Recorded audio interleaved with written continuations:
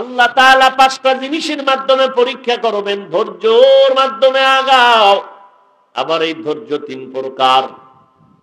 ইবাদতের বেলায় ধৈর্য, মুসিবতের বেলায় ধৈর্য, গুনাহের বেলায় ধৈর্য। ও আল্লাহর বান্দা, ধৈর্য না থাকলে পাস করা সম্ভব না। কঠিন থেকে কঠিন পরীক্ষার সম্মুখীন হয়েছেন সমস্ত নবী এবং রাসূলগণ। তাদের হাজার হাজার হাজার হাজার কোটি ভাগের 1 ভাগ পরীক্ষার সম্মুখীন আমরা হই নাই। এরে নবীর উম্মত, আল্লাহর বান্দা চলতেছে, ঘরের মধ্যে খানা নাই, পেটের মধ্যে ক্ষুধা নিবারণ করা যায় না। স্ত্রীকে বলে তুমি ঘরের মধ্যে থাকো, স্বামী বেচারা বলে আমি জঙ্গলে যাই খানার আয়োজন করার জন্য। আল্লাহর বান্দা জঙ্গলে চলে গেলেন, নিরুপায় হইয়া সর্বশেষ ভারী আসলেন, ঘরে আসলেন। ঘরের মধ্যে ঢুইকা তাকায় দেখতেছেন স্ত্রী বসে বসে চুলার কিনারায় রুটি বানায়। রুটিও ছিল না, আটাও ছিল না, কিচ্ছু ছিল না। আর যে একটা চাক্কি আছে আটা বের করার, ওই চাক্কি ঘুরে আর আটা বের হয়। আল্লাহর বান্দা স্ত্রীকে বলে, এই বিবি, তুমি আটা কোথায় পেয়েছো? বলে এই চাক্কির থেকে আটা পেয়েছি। বলে চাক্কির মধ্যে আটা আসলো কেমনে? কয় তা জানি না, মালিকের কুদরত। আল্লাহর কুদরতে আমি আটা পেয়েছি, আমি ওই থেকে নিয়ে নিয়ে আমি আটা গোলাইয়া রুটি বানাচ্ছি। আল্লাহ পাকের নবীর হাদিস বর্ণনা করেন সাহাবী, নবী বলেন ওই বান্দা চাক্কিটারে ধইরা বসে বন্ধ করে দিল, আটাও বন্ধ হয়ে গেল। ওই বান্দা যদি চাক্কিটারে বন্ধ না করত, কিয়ামত পর্যন্ত আটা আসতো আর আমার উম্মতেরা রুটি বানায় খেয়ে জীবিকা নির্বাহ করত। বন্ধ করে ফেলছে, রাসূলের হাদিস। আসলো কেমনে? এমনি তো আল্লাহ দেয়, সেটা আলাদা, কিন্তু এইভাবে হঠাৎ কয় আপনি যখন জঙ্গলে গেছেন আমি ঘুমাই নাই, আমি জায়নামাজে বসে গেলাম, মালিকেরে বলেছি রে দয়ার মালিক, তুমি কুদরতের দরজা দিয়ে আমাদের রিজিকের ব্যবস্থা করো। তুমি যেই রিজিক দিবে এটা খাইয়া আমরা ইবাদত করব। কারণ হারাম খাইয়া হাজারো নেক আমল করলে সওয়াব হবে না। হারাম খাদ্য দ্বারা গোশত হবে, রক্ত হবে, আল্লাহর জান্নাত পাবে না। হারাম খানার দ্বারা দান করবেন, হারাম টাকার দান কবুল হবে না। হারাম টাকায় হজ করবেন, কবুল হবে না। হারাম টাকা বান্দা তুমি মাদ্রাসা করো, মসজিদ করো, সওয়াব পাবে না। হালাল পূর্ব শর্ত, হালাল উপার্জনের মাধ্যমে তুমি কম বেশি খাও, যা খাও এর মধ্যে শক্তি হবে ইবাদতের। হালাল উপার্জনের মধ্যে চলো। ও আল্লাহর বান্দা, তোমার এখন ঘরের চুলায় আগুন জ্বলে না, তোমার ডানে বাম থেকে ডাকতেছে লোন নাও, লোন নাও, লোন নাও। 5,000 টাকা তুমি ধার চাইলে বড় লোকেরা দিবে না, সারা এলাকা গুলো কেউ দিবে না। যদি কাও সাহেব আমারে 5,000 টাকা দিবেন, আমি মাসে মাসে 1,000 বাড়ায় দিব। আপনি 5,000 কেন, 50,000 আপনার হাতে চলে আসবে। মানুষের কপাল এত খারাপ, আল্লাহর মহব্বতে কেউ কাউকে করজ দেয় না, সুদে টাকা লাগাইতে খুশি হয়। ধার দিবে না, ধার নাই, ধারের জগৎ বন্ধ হয়ে গেছে, তালা মারছে। এখন দিব 50,000 নাও, 1 লাখ নাও, সুদে আসলে সব আদায় করে নিব। মইরা গেল শান্তি নাই, লাশের সামনে গিয়া কয় কবরে লাশ নামানোর আগে কিস্তি দাও। কি মুসল্লি আমরা! নিজে একদিক দেখাই, বউরে আর এক দিক দেখাওয়াই। বউয়ের নামে হারাম লোন উঠাচ্ছি, মাঝখানটা ধ্বংস হয় সন্তানগুলো।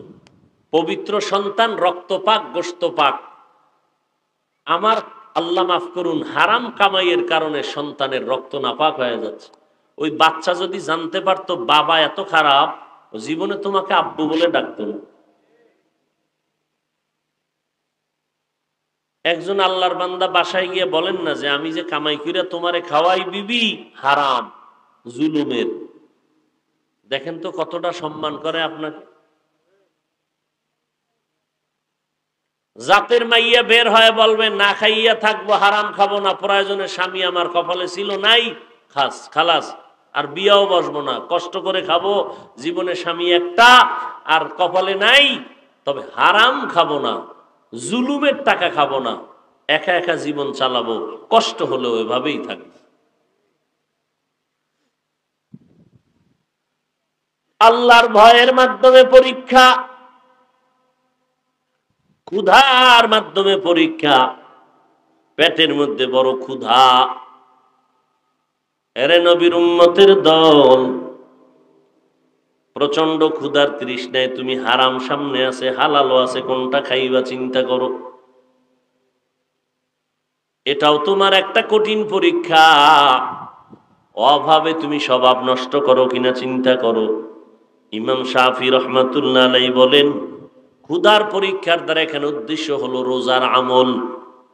ও বান্দা, তুমি খানার কারণে রোজা রাখবা নাকি বন্ধ করে দিবে, এটাও একটা পরীক্ষা। অনেক পণ্ডিতদের দেখা যায় রমাজান মাসে রোজা রাখে না, একদল বলে ঘরে কি চালের ডালের ভাতের টান আসেনি, রোজা রাখবো কেন। এটাও আল্লাহর একটা পরীক্ষা। ক্ষুধার তৃষ্ণায় তুমি কি আল্লাহকে ভুলে যাও, নাকি তুমি আল্লাহর মহব্বতে না খাইয়া থেকে আল্লাহর রশিকে আঁকড়ায় ধরো। এরে নবীর উম্মতের দল, আল্লাহ পাক এইভাবে মরণ পর্যন্ত পরীক্ষা নিতেই থাকবেন। খন্দকের যুদ্ধ, নবী নিজের হাতে পরীক্ষা খনন করেন, গর্ত খনন করতে কাজে লেগে গেলেন। হাজারো সাহাবায়ে কেরাম সেখানে হাজির। দুশমনের মোকাবেলায় খন্দকের যুদ্ধ হবে, নবী পরীক্ষা খনন করলেন। ক্ষুধা লাগছে, সবাই চেঁচামেচি শুরু করলেন, সাহাবায়ে কেরাম পেরেশান হয়ে গেলেন ক্ষুধা। এক একজন সাহাবী নবীর সামনে এসে দাঁড়াইয়া বলে, পয়গম্বর, জামাটা উঠাইয়া দেখে পেটের মধ্যে একটা একটা পাথর বাঁধা। নবীরে দেখায় আর কান্দেন। আমার নবী বলছেন, ও সাহাবায়ে কেরাম, আপনারা মনে করছেন আমি বুঝি আরামে আসি আর খাই না। নবীও জামাটা উঠাইলেন, উঠাইয়া বলে, তাকায় দেখেন, আপনারা ক্ষুধার কারণে পাথর পেটে বেঁধেছেন একটা, আমি মুহাম্মদ পেটে পাথর বেঁধেছি দুইটা। এই অবস্থা দেখা পাশে ঘর জাবের রাদিয়াল্লাহু তাআলা আনহুর ঘর, জাবের অগোচরে দৌড়াইয়া ঘরে গেলেন, ডাক দিয়া কয়, বিবি, ঘরের মধ্যে কোনো খানা আসেনি। বলে, 2-3 জন খেতে পারবে মতো আটা আছে, বকরির একটা ছোট বাচ্চা আছে, তাহলে নবীরে দাওয়াত দি। নবী ক্ষুধায় কষ্ট পাইতেছেন। বিশ্ব নবী, যার গুণগান বলতে বলতে বলতে বলতে বক্তারা কবরে গেছি গা, লেখক কলম ভাঙ্গা কবরে গেছে, সেই নবীর গুণগান শেষ করতে, সেই নবী ক্ষুধায় পাথর বানছেন পেটে।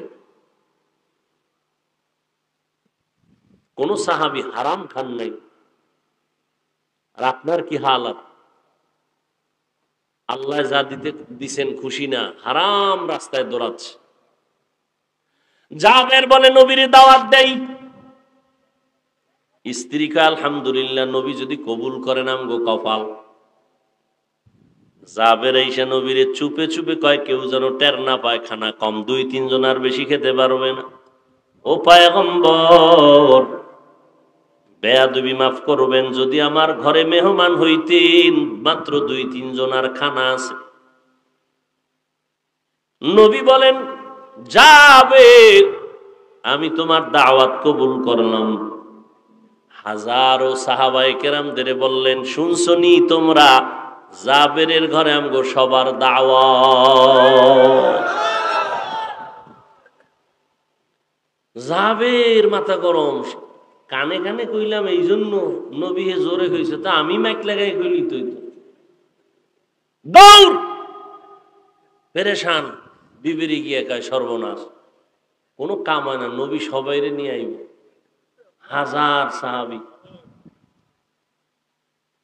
আহা, বিবিও কেমন, মেহমান দেখলে কপাল ঘোষায়।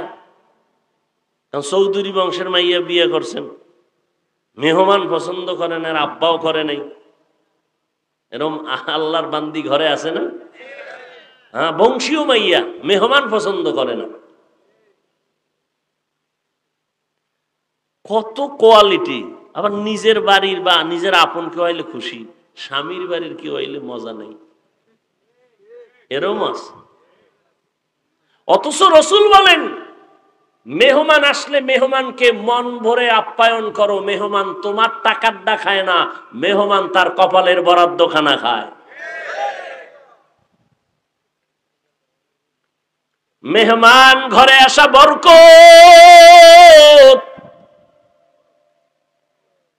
মেহমানদারি করাইতে পারলে শান্তি। এই পোকা একটা ঢুকছে ভিতরে, দেখ, আরে জ্বালা, দেখ পাইছো? তুই আন্দাজে আটটাইতে পারবি। হ্যাঁ, জ্বালা।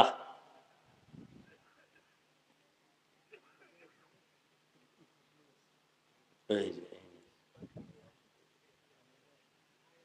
হ্যাঁ?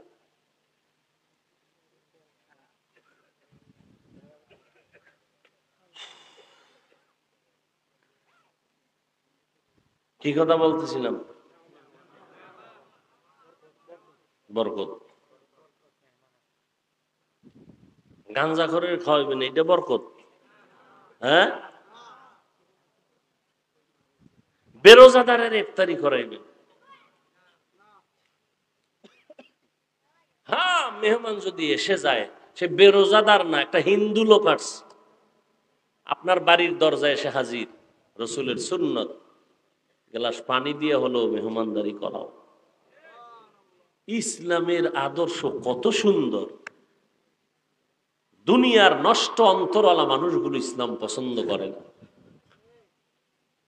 ইসলামের মধ্যে গালাগালি নাই, কারো হক নষ্ট করার অধিকার নাই, কাউকে কথা দিয়ে কষ্ট দেওয়া হারাম।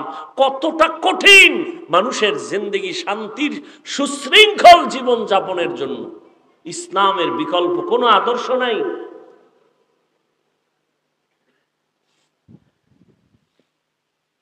কত কত সুন্দর ধর্ম ইসলাম। আমরা মানি না, বুঝি না, মনে করি অনেক কষ্টের। ইসলাম মানতে গেলেই বুঝি আমরা বিপদে পড়ে যাব। কই, আপনারাও 3 বেলা খান, আমরাও 3 বেলা খাই, আপনারাও ঘুমান, আমরাও ঘুমাই, আপনারাও ব্যবসা করেন, আমরাও ব্যবসা করি, আপনারা চাকরি করেন, আমরাও করি, দিন যাচ্ছে, রাত যাচ্ছে, কই পেরেশানি তো নেই। পেরেশানি সব আপনার ভিতরে।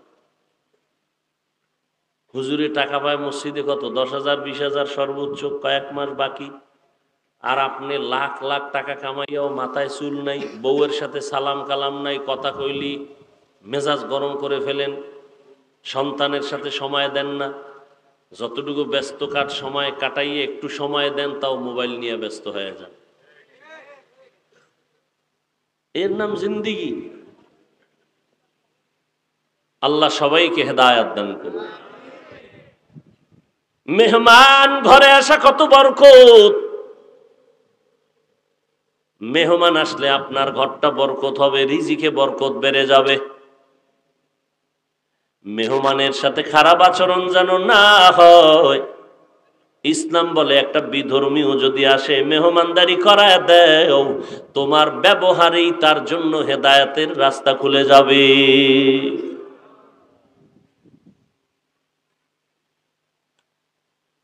জাবের গিয়ে স্ত্রীকে বলছে, স্ত্রী সান্ত্বনা দিতেছেন, জাতের মাইয়া তো,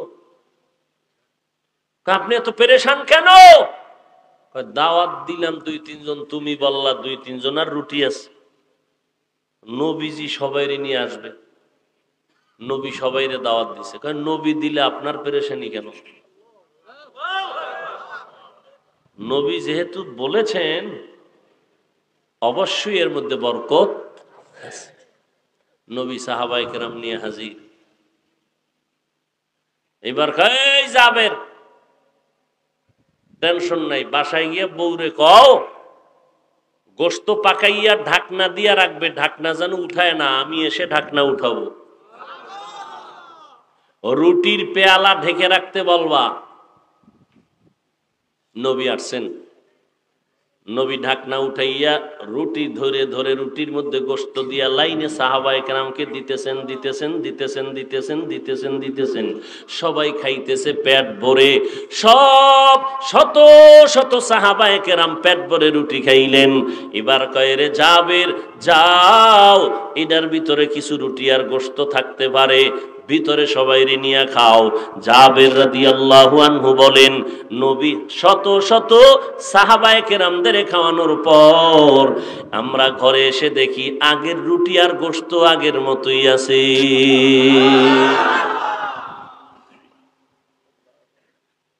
কেমন বরকতের জিন্দেগি! এরে আল্লাহর বান্দা, 10 প্লেট খাইতে পারার নাম বরকত না। ওই 10 প্লেট খাইয়া যদি পেট ব্যথা শুরু হয় কি লাভ হবে ওই খাওয়া খাইলে? অল্প খাইয়া যদি তোমার পেটটা শান্ত থাকে এটাই বরকতের খানা, ওটায় শক্তি হবে, এর দ্বারা ইবাদত করতে শক্তি পাওয়া যাবে। আল্লাহ বলেন আমি 5টা জিনিসের মাধ্যমে পরীক্ষা করব, পাস করতে হলে লাগবে কি? ধৈর্য। ক্ষুধার তৃষ্ণায় দৌড় দেওয়া যাবে না, মাওলার দরবারে কান্না করো, রাস্তা খুলে যাবে। আল্লাহর বান্দা যুবক মানুষ হজে রওনা হয়ে গেছে, হঠাৎ করে হাঁটতে হাঁটতে পথ হারায় গেছে, কাফেলার লোক কই গেছে পায় না, কোথায় যাবে? আল্লাহরে কলি তাকায় দেখে যুবক রাস্তায় শুয়ে শুয়ে জঙ্গলের কিনারায় কান্না করে। আল্লাহর ওলি বলে আমি দেখলাম একটা কাক মুখের মধ্যে একটু রুটি আইনা ওই যুবকের মুখে দিয়ে চলে গেল।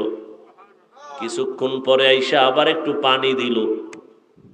এইবার আমি কাছে গেলাম, গিয়া বললাম এরে যুবক তুমি কোথার থেকে আসছো, এখানে কি অবস্থায় আছো?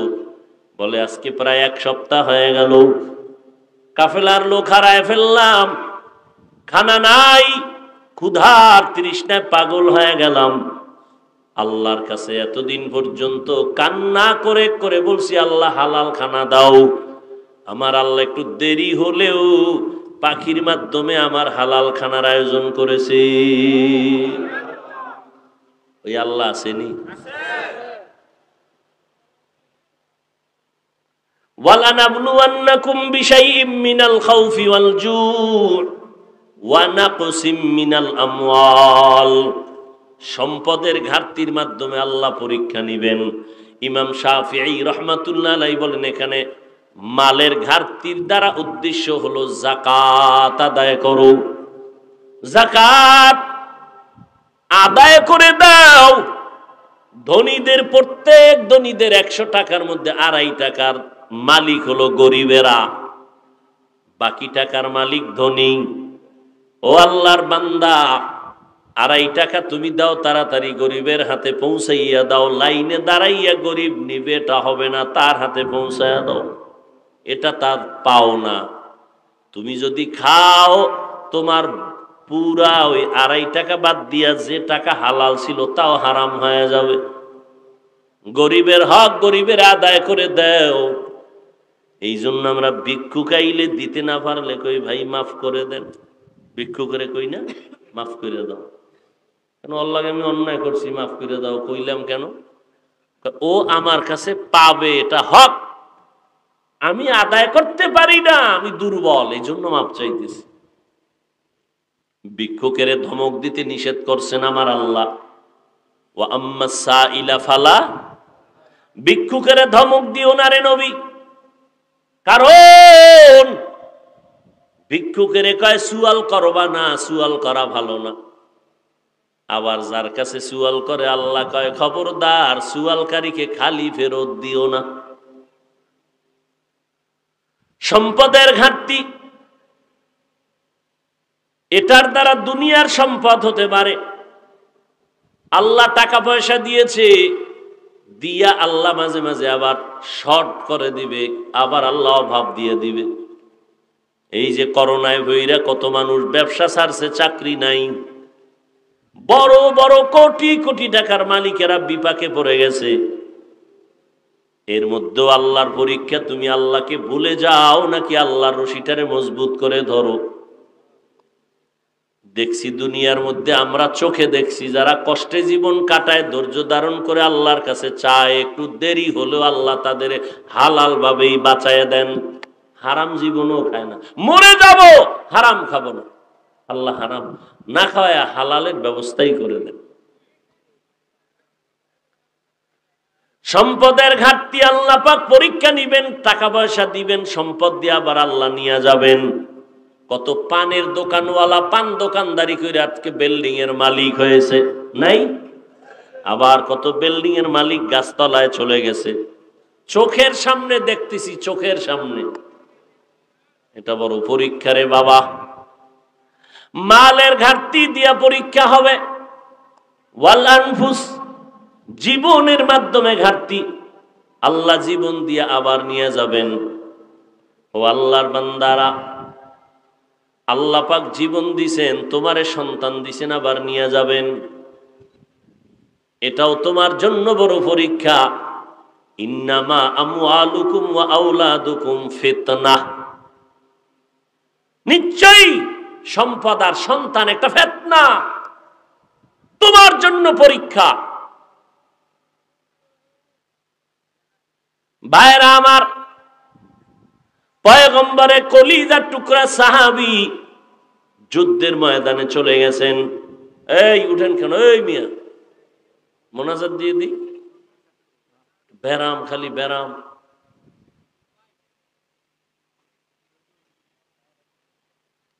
ও আল্লাহ, যুদ্ধে চলে গেছেন, ঘরের মধ্যে স্ত্রী, একটা বাচ্চা, আর কেউ নেই। যুদ্ধ পরিচালনা করে শেষ করে বাড়িতে আসছেন। আল্লাহর কুদরত, আল্লাহর বান্দি একা ঘরের মধ্যে, আর কেউ নাই। বাচ্চাটা আসার আগের দিন ইন্তেকাল হয়ে গেল, মরে গেল। কেমন স্ত্রী! পর্দার আড়ালের আম্মা জানেরা, আপনাদের এত সম্মান, এত মর্যাদা আল্লাহ দিয়েছেন ইসলামের মাধ্যমে, নবীর মাধ্যমে।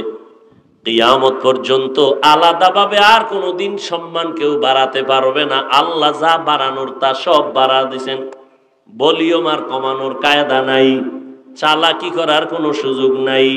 এরে আম্মা জান, আল্লাহ এত সম্মান আপনাদের দান করেছেন। ওই আল্লাহর বান্দি সাহাবীর স্ত্রী, বাচ্চাটা মরে গেল, স্বামীও চলে আসলো, রাতের বেলা চাদর দিয়ে ঘুম পাড়ায় রাখলো, চাদরের মধ্যে আবৃত করে আছে। এবার আল্লাহর বান্দা সাহাবী ঘরের মধ্যে আসলেন, স্ত্রী হাসি মুখে কথা বলতেছেন, কথা বলিয়া খানা দানার আয়োজন করলেন। এবার রাতের বেলা ঘুমাচ্ছেন, সকালবেলা উঠছেন, কোনো আওয়াজ নাই, বাচ্চা আরামে ঘুমাচ্ছেন। জিজ্ঞেসে, আমার বাচ্চার খবর কি? আলহামদুলিল্লাহ, ঘুমায় ঘুমায়। মরে গেছে এটা বলে না, যুদ্ধ থেকে আসছে, স্বামী পেরেশান হবে না, একটু সবর সবর। সকালবেলা ফজরের নামাজ পড়া, এবার স্ত্রী কত বিচক্ষণ, ডাক দিয়ে কয়, স্বামী আমার, আল্লাহ যদি কেউ যদি আপনার কাছে কোনো জিনিস আমানত রাখেন, আর এটা যদি আবার টাইম মতো চায় যে আমারটা আমারে দাও, আপনি দিবেননি? দিতে গিয়া আপনার কোনো কষ্ট লাগবে, দুঃখ লাগবে? কেন না, যার মাল তারে দিয়ে দেব, দুঃখ কেন? আল্লাহু আকবার। স্ত্রী স্বামী কি বুঝাইতেছে? কেমন স্ত্রী নিয়ে ঘর করতেছেন? কপাল খারাপ কি, স্ত্রীর দোষ দিয়ে লাভ কি? আপনি হারাম শুয়ার খাইয়া যৌতুকের নামে বিয়ে করছেন, তার শান্তি আর কি পাইবেন? বাথরুমে গিয়া 10 গ্রাম পায়খানা খাইলো, এত খারাপ লাগতো না। যৌতুক খাইয়া জিন্দেগিটারে বরবাদ করে ফেলছেন। এই সংসারে আর শান্তি আসবে বলে তওবা না করলে আমার মনে হয় না। লজ্জা শরম না থাকার কারণে আবার উঁচু গলায় কথা বলে, এত বড় নিম্ন শ্রেণীর নির্লজ্জ, স্ত্রীর উপরে জুলুম, স্ত্রীর মা বাবার উপরে জুলুম করে যৌতুক খাইয়া যারা বিয়া করে, এদের মতো চূড়ান্ত নিকৃষ্ট মানুষ আর কে হতে পারে বলেন? এই এত বড় বেহায়া আবার উঁচু গলায় কথা বলে।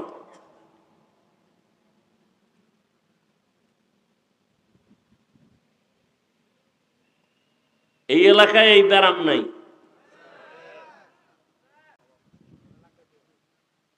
আফসুস, বড় আফসুস। নিজের হাতে নিজে কুঠার আঘাত করতেছি। কি হাজি সাহেব, কি বলবো? আমি বলি না মাঝে মাঝে পীর সাহেব, হাজি সাহেব, হাজি সাহেব, যত আল্লাহওয়ালা বুজুর্গ, পীরের মুড়ি, তাবলিগলা, টের পাওয়া যায় গো ইমানের পয়েন্ট কত মাইয়া ভোলার বিয়ার সময়। হিন্দুরা ঢোল বাজায়, খুব খারাপ লাগে না? কিছু ইমানদার খুব আবেগ, বন্ধ করে দাও। তোমার মাইয়া ভোলার বিয়ায় গায়ে হলুদের ডেক সেট চলে, তখন তোমারে বেত্রাঘাত করবে কে? চলেনি? সত্য কথা বলেন, চলে? ডেক সেট চালায়, 5 তলা বিল্ডিং কাঁপে ডেক সেটের আওয়াজে। নাচানাচি আরো কত আকাম চলে, আল্লাহু আলাম। হায় হায়, এই বিয়ায় আল্লাহ শান্তি দিবে? এত সহজ?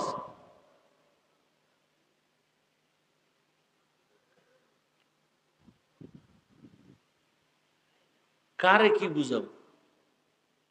ঘরে ঘরে ঘরে ঘরে এই বেড়া।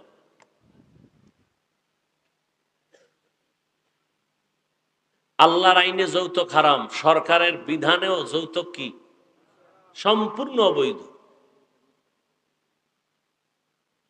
এরা যদি নারীর সম্মান দিব বলে চিৎকার দেয়, তখন কেমন মেজাজের হালাত হয়? যারা নারীর উপরে জুলুম করে, এরা যদি বলে আমরা নারীর অধিকার দিতে চাই। আল্লাহ হেদায়াত দান করে। সাহাবীকে সান্ত্বনা দিয়া বলে, ও স্বামী আমার, আপনাকে আল্লাহ একটা সন্তান আমানত দিয়েছেন। গত রাত আল্লাহ পাক সন্তানটারে নিয়ে নিছেন। এই কথা শুই না আতকে উঠছে সাহাবী, চোখের পানি ছেড়ে কান্না শুরু করলেন। বিবি কি বলো? সারা রাত কেন বলো নাই? স্ত্রী ডাক দিয়া কয়, স্বামী আমার, আপনি যুদ্ধ পরিচালনা করে আসছেন, পেরেশান, আমি আপনাকে পেরেশানি দিতে চাই না। এমন একটা স্ত্রী ঘরের মধ্যে নাও, যেই স্ত্রী তোমার সহায়ক হবে, তোমার দুঃখ কষ্ট ভাগাভাগি করে নেবে। আর এমন স্ত্রী যদি পেতে চাও, যত কিছু দেখবা বিয়ার সময় আগে দেখবা আল্লাহর ভয়, দিনদারি আসেনি। আলেম লাগবে না, আলেমের মেয়ে বুঝি না কিছুই না। ধর্মের প্রতি দুর্বলতা আছে কিনা, আল্লাহর প্রতি মোহাব্বত আছে কিনা, মা নামাজ পড়ে কিনা। যদি মা নামাজি হয়, মেয়েটাও নামাজি হবে। মা যদি পর্দা করে, মেয়েটাও পর্দা করবে। মা যদি আখলাক চরিত্র ভালো হয়, আদর্শ, মেয়েটারও আদর্শ ভালো হবে। মা যদি কোরআন তেলাওয়াত করনেওয়ালা হয়, সন্তানটাও কোরআন তেলাওয়াত করনেওয়ালা হবে। ও যুবকেরা, এখনো যারা বিয়া করতে পারো নাই, জানি না তোমার কপালে বিয়া আছে কি নাই। কারণ যেভাবে সারা রাত মোবাইলটা সামনে নিয়ে ঘুম নষ্ট করে কবিরা গুনার প্র্যাকটিস করো, না জানি আল্লাহ বেজার হয় তোমার কপালের উপরে কোনো অভিশাপ দিয়ে দেয়। ও যুবকেরা, এরপরও যদি কপালে বিয়েই থাকে, যদি তওবা করতে পারো আর আল্লাহকে বলতে পারো, ও আল্লাহ, আমার ফুলের বাগান আমি দুনিয়াতে এমন ভাবে সাজাবো, মরিয়া গেলেও যেন আমার এই বাগান থেকে আমি ফল কবরে পাইতে পারি। কিছু পাবো না, আমার এমন সন্তান আমি রেখে যাব, সন্তানটা কলিজা ভরে দোয়া করবে, রব্বির হামহুমা কামা রব্বায়ানি সগীরা। সন্তান দোয়া করবে, আমি কবরে গিয়ে তার ফলাফল ভোগ করব। ও আল্লাহ, তুমি এমন একটা স্ত্রী আমাকে দাও অন্তত যেন তোমার কোরআন পড়নেওয়ালা দিলটা নরম হয়। ওই আল্লাহর বান্দি ঘরে আসবে, ওই সংসারে অভাব হবে না, মাথার কাপড় ফালাবে না, রিজিকের মধ্যে অভাব হবে না। কয়জন আল্লাহর বান্দা বুজুর্গ দাঁড়ায় বলতে পারবেন যে আলহামদুলিল্লাহ এমন একটা স্ত্রী পেয়েছি, নামাজ ছাড়ে না, নামাজ টাইম মতো পড়ে, এবং খানাটা যে পাকায় তাও অজু সহকারে খানা পাকায়। হাজার না, 1 কোটিতে একজন আছে কিনা সন্দেহ।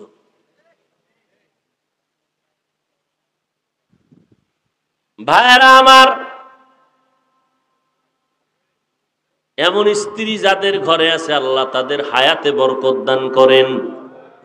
যে সমস্ত আম্মা জান স্বামীকে আপন মনে করেন, যে সমস্ত আম্মা জানেরা স্বামীর মাল হেফাজত করেন, যে সমস্ত আম্মা জানেরা সন্তানকে দ্বীনের পথে দাওয়াত দেন, মেহনত করেন, আল্লাহ এমন মা যারা আছেন তাদের হায়াত ও ইজ্জতে বরকত বাড়ায়া দেন। আমিন কইলেন না? এই চান্দি গরম হয়ে গেছে।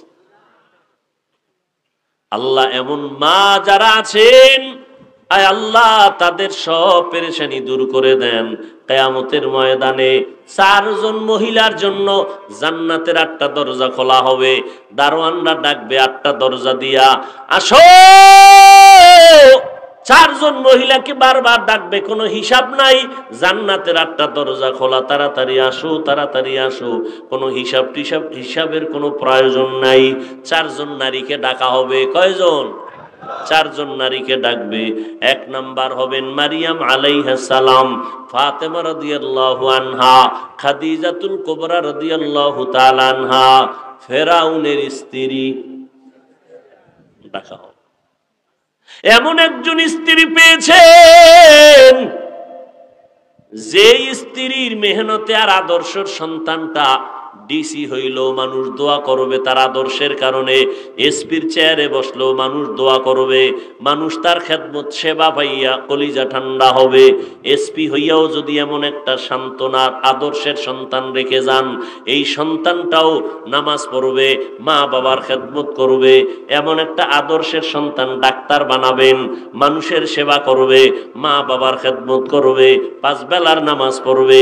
ডাক্তার বানাইলেও আপনার জীবনটা বড় সফল। আর যদি মা বাবার খেদমত না করে, ব্যবহার ভালো না, এমন ছেলে বিশাল বড় পাগড়ি লাগাইলেও কোনো লাভ আছে? বিফল। আল্লাহ হেদায়াত দান করেন। কয়টা জিনিসের পরীক্ষা? 5ম নাম্বার হলো আল্লাহ পাক বলেন ওয়াসসামারাত, ফল ফসলের ঘাটতি দিয়ে আল্লাহ পরীক্ষা নিবেন। একবার ফসল বেশি হবে, একবার কম হবে, এর মধ্যে তুমি আল্লাহর উপরে আস্থা রাখো কিনা, আল্লাহর মুহাব্বতের রশিদারে মজবুত করে ধরো কিনা। আল্লাহ পাক রব্বুল আলামিন বলেন, যদি বান্দা পরীক্ষায় কামিয়াব হতে চাও, ওয়াবাশশিরিস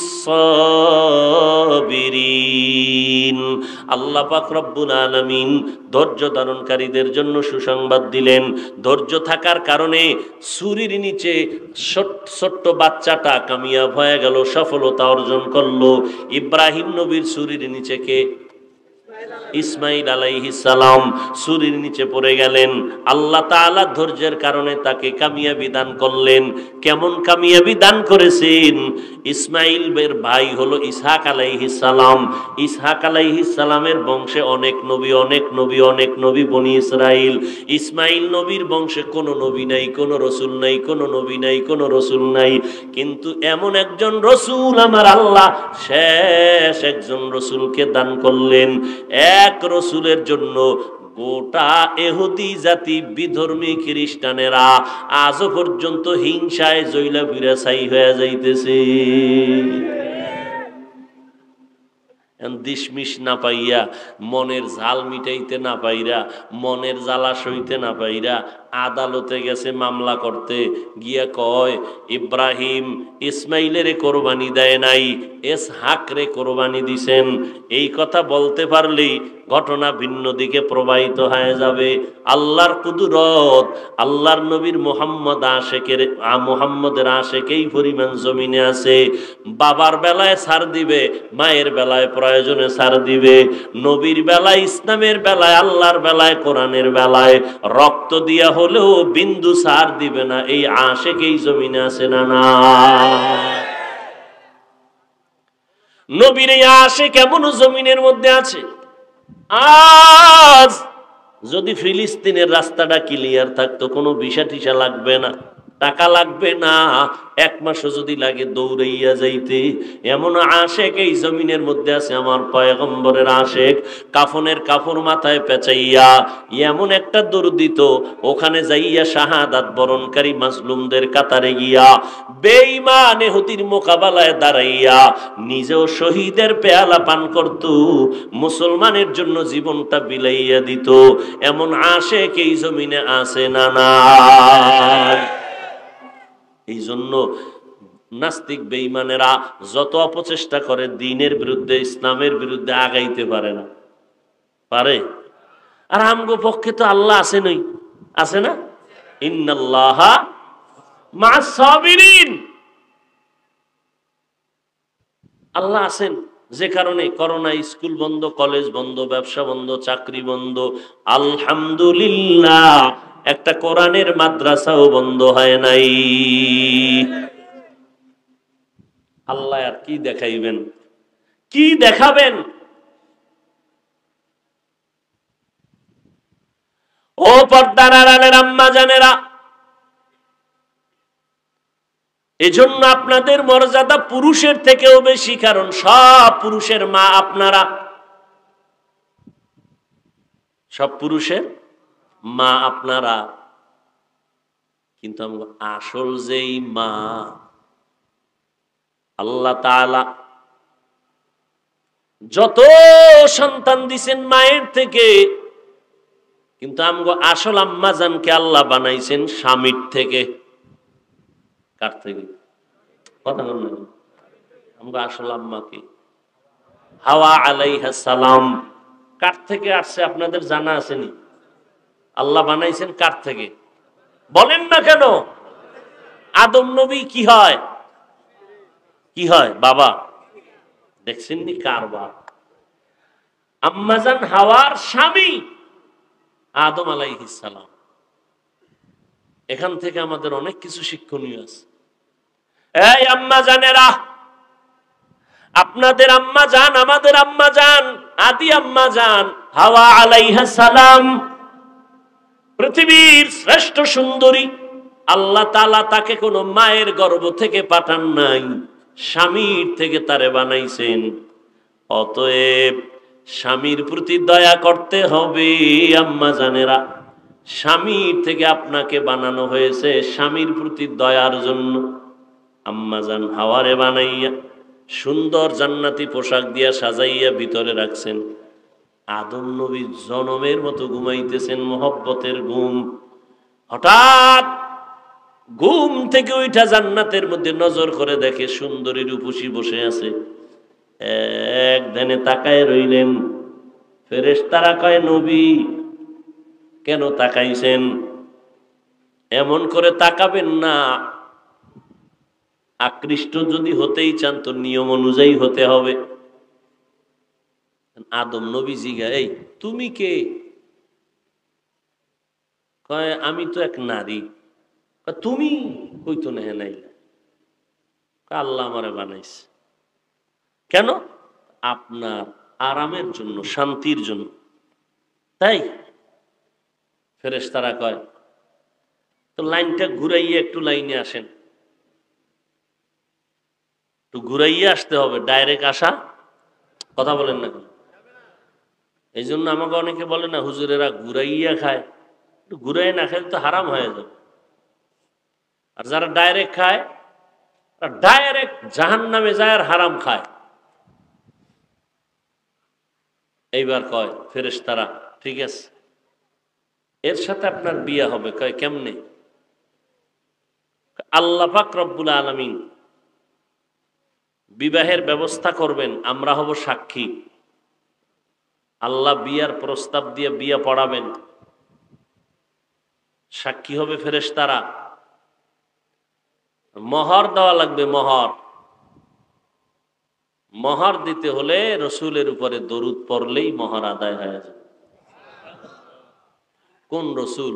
বহু পরে এক রসুল আসবেন, তিনিই হবেন শেষ নবী। তার নামে 21 বার দরুদ শরীফ পড়বেন, আল্লাহ এটাকেই মোহর হিসাবে ধরে নেবেন। এরে আম্মা জান, আল্লাহ আপনাদের স্বামীর থেকে বানাইছেন। এজন্য হাদিস শরীফে আছে, আল্লাহ যদি অন্য কাউকে বলতেন তুমি আল্লাহ ছাড়া আর একজনারে সেজদা করো, স্ত্রীদেরকে বলতেন ও নারীরা স্বামীর কদমে সেজদা দাও। যেহেতু সেজদা করা জায়েজ নাই, স্বামীর কথা উল্লেখ কেন করেছেন? কারণ এই জমিনটা আবাদ হইতে দুইজন মানুষ লাগছে, আদম আর আম্মাজান হাওয়া। আর আম্মাজানকে বানাইছেন হাওয়া আদম আলাইহিস সালাম থেকে।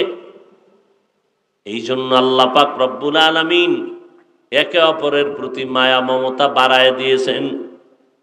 এরে আম্মাজানেরা, আল্লাহ পাক রব্বুল আলামিন নারীদের এত মর্যাদা দিয়েছেন, স্বামীর প্রতি দয়া অনুগ্রহ যেন ঠিক মতো থাকে এটা বোঝানোর জন্য সেজদার দিকে তুলনা করেছেন।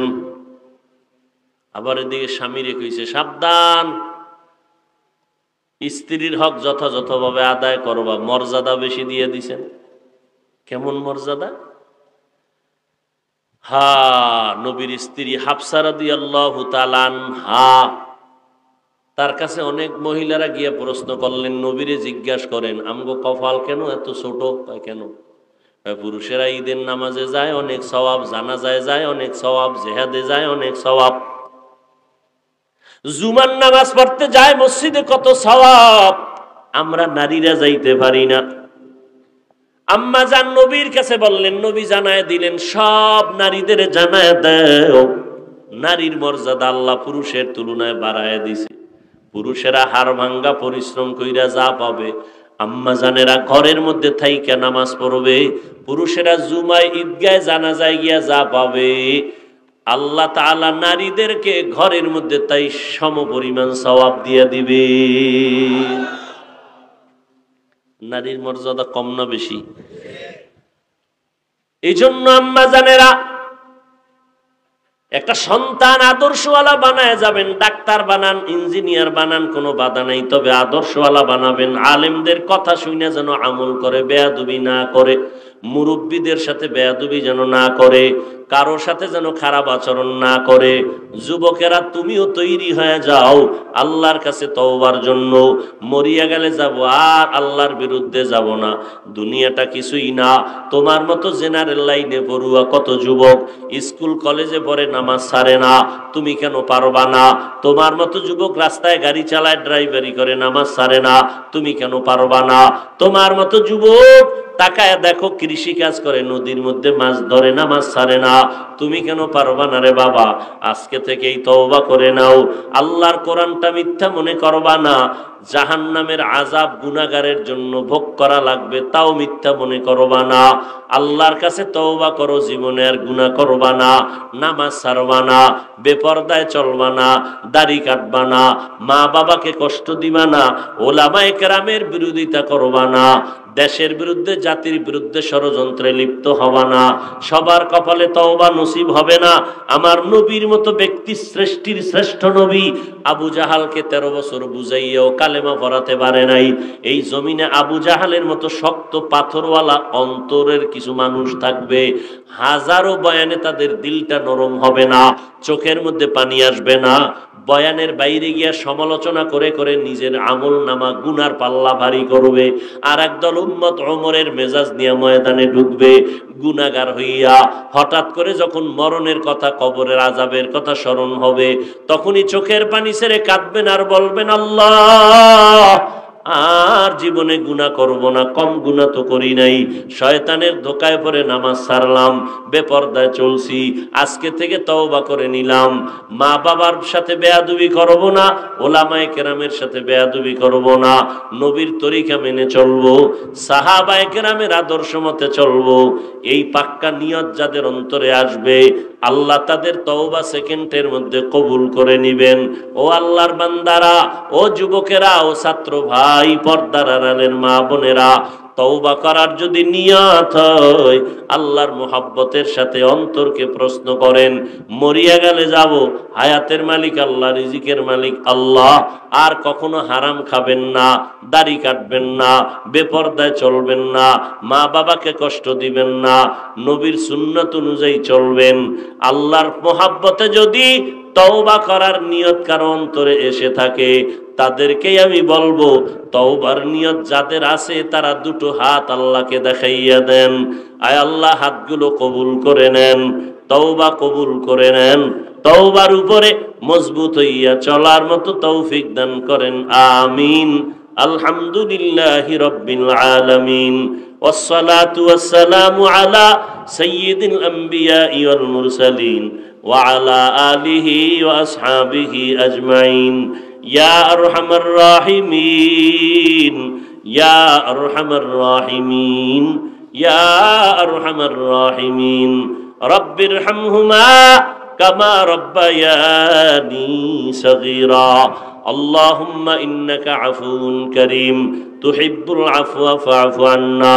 আল্লাহুম্মা ইন্না নাসআলুকা রিযাকা ওয়াল জান্নাহ ওয়া নাউযু বিকা মিন সাখাতিকা ওয়ান নার।